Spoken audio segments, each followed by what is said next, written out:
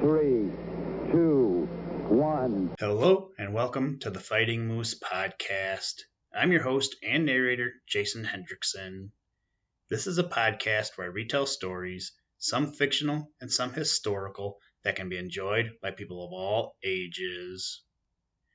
Today, I figured that since we are now in October, why not do some scary stories? To be honest, I don't know how scary today's story is, but I was kind of surprised when I did search my records and found that I have not done this story yet. So today we are going to read the story Rumpelstiltskin from the book Grimm's Fairy Tales, written by the brothers Grimm.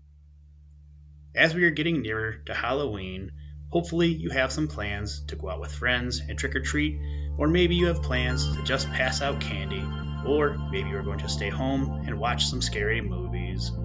Whatever you do, I hope that it is a fun-filled evening for you. Now, let's turn to today's story. I hope you enjoy. Let's begin.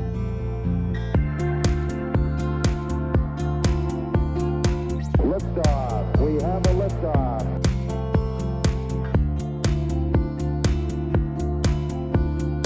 We choose to go to the moon in this decade and do the other things, not because they are easy, but because they are hard.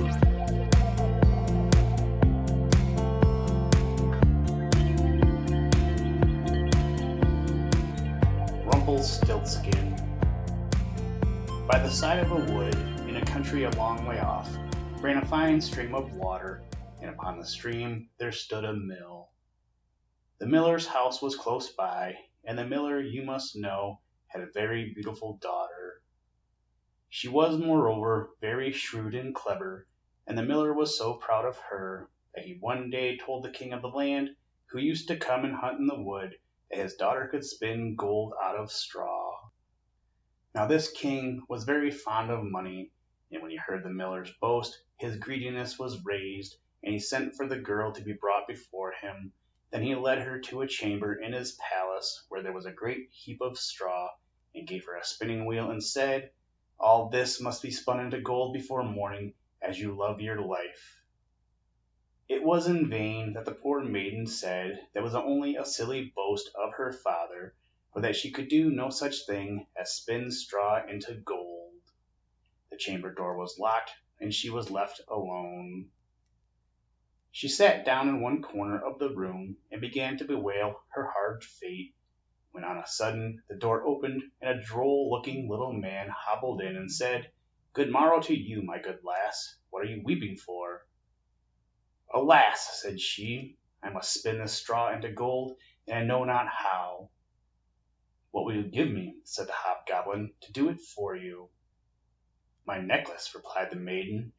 He took her at her word, and sat himself down to the wheel, and whistled and sang, round about, lo and behold, reel away, straw into gold." And round about the wheel went merrily. The work was quickly done, and the straw was all spun into gold. When the king came and saw this, he was greatly astonished and pleased, but his heart grew still more greedy of gain, and he shut up the poor miller's daughter again with a fresh task. Then she knew not what to do, and sat down once more to weep, but the dwarf soon opened the door, and said, "What will you give me to do your task?" "The ring on my finger," said she. So her little friend took the ring, and began to work at the wheel again, and whistled and sang, round about, lo and behold, reel away, straw into gold. Till long before morning all was done again. The king was greatly delighted to see all this glittering treasure, but still he had not enough, so he took the miller's daughter to a yet larger heap, and said, "All this must be spun tonight, and if it is, you shall be my queen." As soon as she was alone, that dwarf came in and said, "What will you give me to spin gold for you this third time?" "I have nothing left," said she. "Then say you will give me," said the little man, "the first little child that you may have when you are queen." "That may never be," thought the miller's daughter, and as she knew no other way to get her task done, she said she would do what he asked. Round went the wheel again to the old song, and the mannikin once more spun the heap of gold. The king came in the morning, and finding all he wanted, was forced to keep his word, so he married the miller's daughter, and she really became queen.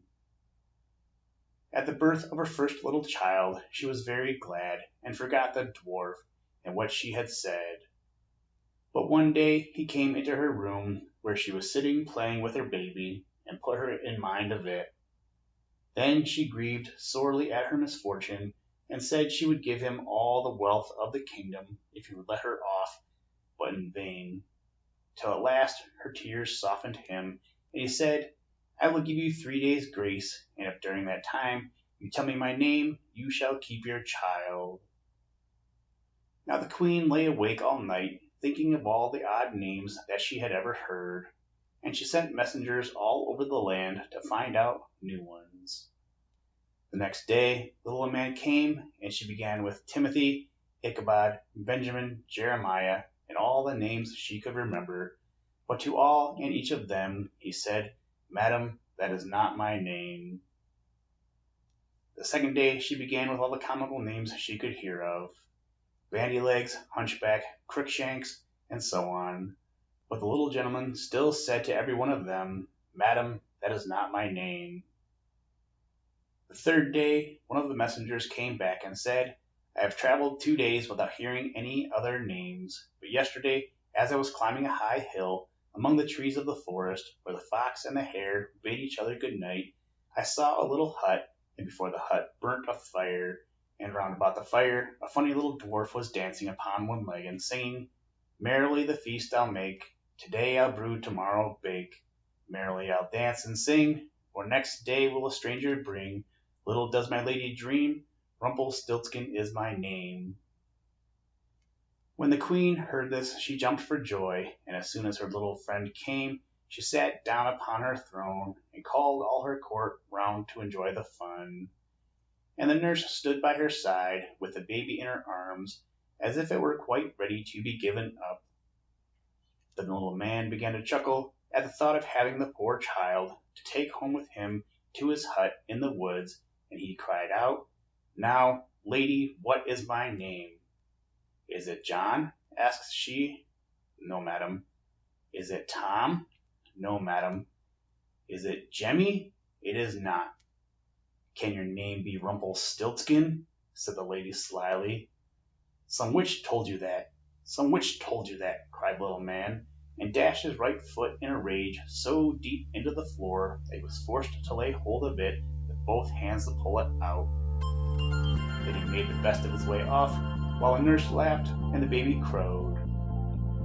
And all the court jeered at him for having had so much trouble for nothing, and said, We wish you a very good morning and a merry feast, Mr. Rumpelstiltskin.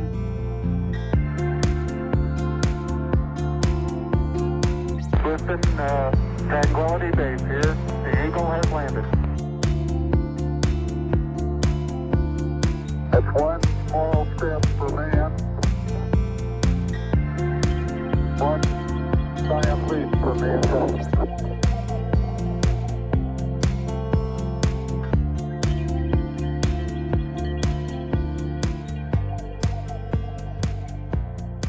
Thank you for listening to this episode of the Fighting Moose podcast. Please join us next time as we read another exciting story.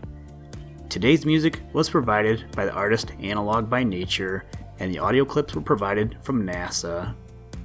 For more information to download and or listen to audio or materials from all our recordings, or to contact us, please visit www.thefightingmoose.com, or you can follow the links in the show notes. If you enjoy the podcast, please leave us a review wherever you get your podcast or on iTunes, and tell a friend. Thank you for your patronage, and as always, try and do a random act of kindness every day. Mission complete, Houston. After serving the world for over 30 years, the space shuttle turned its place in history and has come to a final stop.